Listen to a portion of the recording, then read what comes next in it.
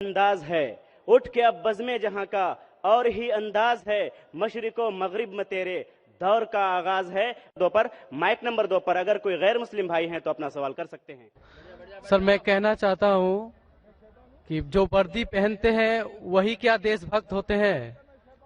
मेरा कहना आप समझ रहे हैं। और मैं आपसे, आपके हाथ से मैं कुरान को पाना चाहता हूं, क्योंकि मुझे बहुत कुछ जानना है। मुझे कभी कभी लगता है कि ना भगवान है ना खुदा है। अगर नहीं भी माने फिर भी वो हमें सब कुछ देगा। क्यों हम लोग वेट करते हैं हिंदू मुसलमान बनने के लिए? ऐसा लगता है हमें। तो हमको बहुत जानकारी अभी बाकी है, हम जानना चाहते हैं। हमको लगता है कि ऐसा कुछ नहीं है, क्योंकि अगर स्वर्ग और नर्क है तो कौन देखा है, कौन जाके आया है और कहां पर है वो? अगर कोई गया है या किसने बोला है, मेरा माथा काम नहीं करता है। कहाँ है, किधर है? भाई साहब का 3 सवाल है। पहला सवाल है, भाई साहब ने कहा है कि वर्दी पहनने से क्या वो देशभक्त बन जाता है, ये आपका सवाल था। मैं वर्दी पहनने से देशभक्त नहीं बनता है। बहुत से लोग वर्दी पहन के अपने देश से गद्दारी भी करते हैं। तो वर्दी पहनने वाला देशभक्त जरूरी नहीं है। जो अपने देश की रक्षा करता है और देश के लिए काम करता है वो सही इंसान है। वर्दी जरूरी नहीं, वर्दी है या नहीं है वो कुछ अहम क्राइटेरिया नहीं। दूसरा सवाल आप चाहते कुरान मजीद मुझसे आप आ सकते हैं। तीसरा कि मैं कभी सोचता हूं कि खुदा है क्या नहीं है, क्यों लोग आपस में झगड़ते, स्वर्ग है क्या नहीं है, किसने देखा स्वर्ग है क्या नहीं है, तो क्या करना क्या जानना। भाई साहब आपने कभी किसी को 10 माले से खुद ही मारते देखा? भाई साहब नहीं देखा तो 10 माले से खुद ही मारेंगे? मारो खुद ही ना। क्यों नहीं मारेंगे? क्यों नहीं मारेंगे? क्योंकि मर जाएंगे। मर जाएंगे। नहीं देखा फिर भी यकीन है। आपने किसी को मरते हुए देखा 10 माले से खुद ही मारते हुए? नहीं सर। सुना सिर्फ ना? सुना। यकीन क्या है ना अपने बुद्धि पे। तो यही चीज, सब चीज देखना जरूरी नहीं। मैं स्वर्ग को देखूंगा तो ही मानूंगा। क्या आपको अमेरिका जाना जरूरी है मानने के लिए अमेरिका ही क्या नहीं? आज टेक्नोलॉजी बढ़ चुकी है भाई साहब। आप 10 माले से खुद ही मार के एक आदमी को मरते देखेंगे फिर ही बोलेंगे अच्छा 10 माले से खुद ही मारेगा तो इंसान मर जाएगा। ये जरूरी नहीं देखना। अपने बुद्धि से आपको इम्तिहान लेने पड़ेगा, क्या बात सच है क्या बात गलत है। तो आप जब पढ़ते हैं, जो शास्त्र पढ़ते हैं जो आपकी बुद्धि को नहीं संतुष्ट करता है आप उसमें नहीं मानते। तो ऐसे शास्त्र पढ़ो जो आपकी बुद्धि को मनवाएगा। और मिसाल के तौर के ऊपर कुरान मजीद, आज अगर आप साइंस और टेक्नोलॉजी के हवाले से कुरान मजीद चेक करते, कुरान मजीद में एक भी आयत नहीं जो साइंस के खिलाफ है।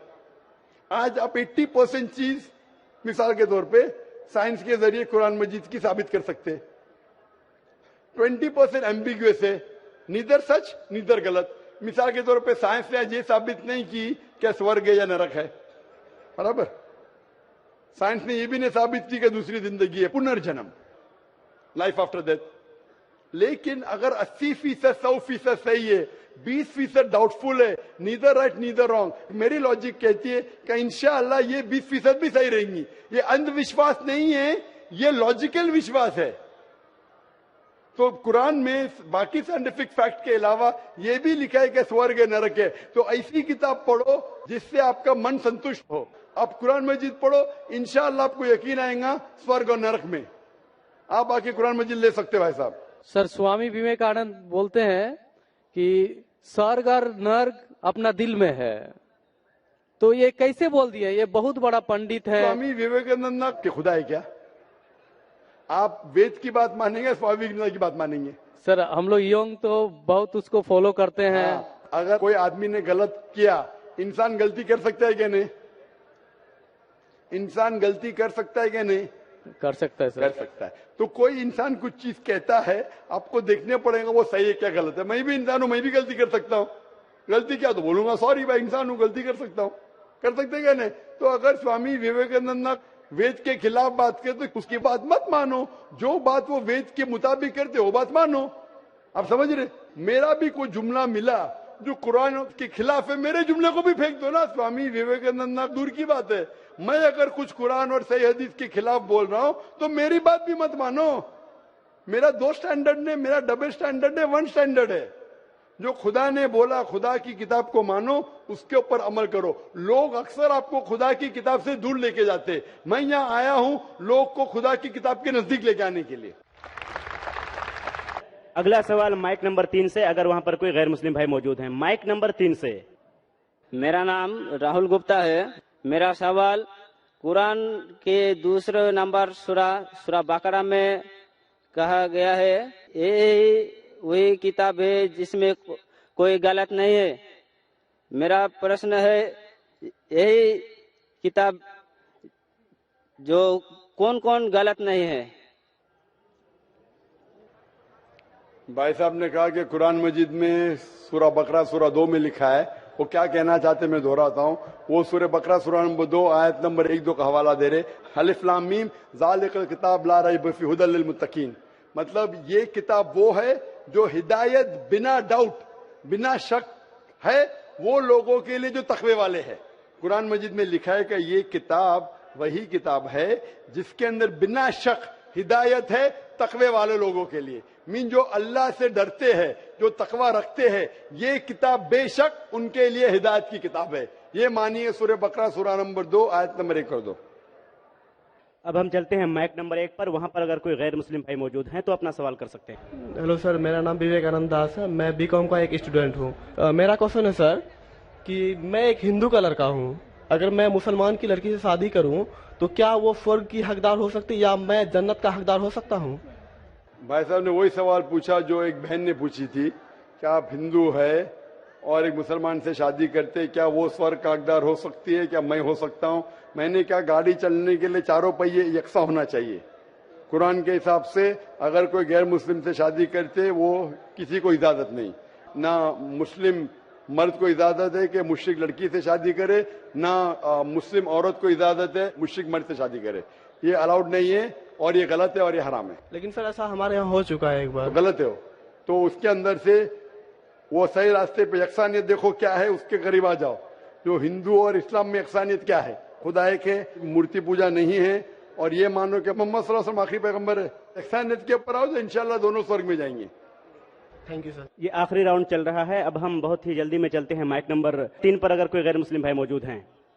सर मेरा नाम सुरेश है, पूर्णिया जिला का चिमनी वैर का रहने वाला हूँ। मेरा सवाल है सर, अगर मम्मी पापा अपने जमीन जायदाद से हमें बेदखल करते हैं तो हमें उन पर कोई दबाव डालना चाहिए कि नहीं, उस पर मेरा भी हक बनता है या और कुछ? फिर भाई साहब आपका सवाल है कि अगर आपके मम्मी पापा आपको जायदाद से बेदखल करते हैं तो वो सही है क्या? सही है, और उस पे हम उनके ऊपर अब कोई दबाव डाल सकते हैं कि बेदखल नहीं? क्यों करे? कुछ आपने गलती की? गलती नहीं सर, ऐसा भी होता है, गलती भी होते हैं और नहीं भी होते हैं। मैं पूछना चाहता हूँ क्यों आपके वालिद वालदा आपको अपने जायदाद से बेदखल करना चाहते हैं? सर जैसे कि मैंने मतलब कोई गलती की हुई हो या मतलब क्या गलती जानना चाहिए ना। कुछ गलती की सजा है, कुछ गलती की सजा नहीं है। जब तक आप गलती नहीं बोले, अच्छा मुझे गलती के लिए किसने सजाए मौत दी, अरे क्या गलती की है? आप गलती नहीं बोले तो बोलूं कैसा मैं सही या गलत? तो हर गलती की अलग सजा होती है। जब तक आप गलती मुझसे नहीं बोलेंगे मैं जवाब नहीं दे सकूंगा। सर मम्मी पापा का कोई बात बोले और मैं उनसे इनकार कर दिया हूँ। आमतौर पे अम्मी चाचा की छोटी मोटी बात नहीं माने तो वो आपको अपनी जायदाद से बेदखल नहीं करना चाहिए। अगला सवाल माइक नंबर 1 से, अगर वहां पर कोई गैर मुस्लिम भाई मौजूद हैं। माइक नंबर 1 से। I am Vijay Bhutra and I am in the profession of making resins, which is very similar to yours. We make chemicals which bonds certain plywood. So मैं भी जोड़ने का ही काम करता हूँ जो आप by way of your spiritual. I had been to airport, we received you. I had been here yesterday. I was today again in your conference, and I am here right from beginning. During the entire session, what conclusion I have arrived from your lectures about 3 things. You have told Murti Puja is not acceptable. That is what I gathered from your. It is not acceptable even in the Vedas. You have quoted certain rituals, certain this one. तो मैंने वहां की कुछ श्लोक आपने पढ़ी. Let me tell you, I am not aware of the Vedas and Upanishads. I am aware of little bit of Bhagavad Gita. which we take it priority even if much more weightage than the Vedas and Upanishads. Then you have told yesterday that other than Quran, please excuse me, I am not underestimating Holy Quran. Not at all, my intention is not at all there. But you have told Keval Quran, He, you have added the word yesterday, He is the law of today which can rectify the people today. You have undermined the entire others, not even Bible, even Gita, everything. Nothing is relevant today, only Quran is relevant. I am coming to sir. Please excuse me, you'll have to give me some time. Because I personally would like to meet you also. And then third, you have touched all 3 days, Kalki Puran, which you have told ki Pagambar is the last avatar. There will not be any avatar. For that also, you have given illustration from Vedas. Now let me tell you, sir. नहीं ऐसा है sir, मैं कर देता हूँ sir. 10 बज चुके हैं, फिर भी मैंने मौका दिया। अगर आप ज्यादा करेंगे, हमको यहाँ लॉ का इख्तियार रखना चाहिए नहीं।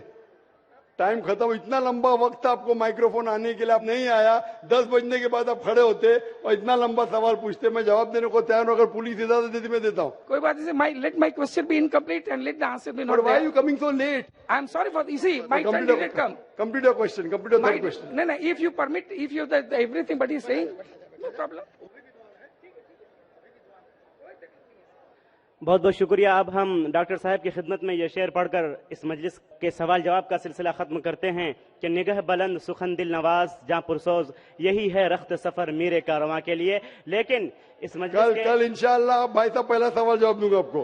कल first question you ask. Yes, first question इंशाअल्लाह। Thank you. I want to reply to you in public. Thank you. In public, not privately. I am also going to put your questions in public, sir. Inshallah. I also put my question, entire question, Oh, sure. tomorrow in public, sir. Thank you. Thank you. आप लोग शांति का माहौल बना रखें। अगर आप लोग doctor Zakir Naik साहब से मोहब्बत करते हैं तो मोहब्बत का मतलब होता है उनका एहतराम करना और उनको तकलीफ न पहुंचाना। कोई ऐसी हरकत न करें आप लोग जज्बात में आकर के, मोहब्बत में आकर के कि जनाब डॉक्टर जाकिर नाइक साहब को तकलीफ पहुंचे। आखिर में हम तौहीद एजुकेशनल ट्रस्ट किशनगंज के चेयरमैन जनाब मोतिउर रहमान साहब से गुजारिश करते हैं कि आएं और आखिरी कलिमात शुक्राने के साथ पेश करें।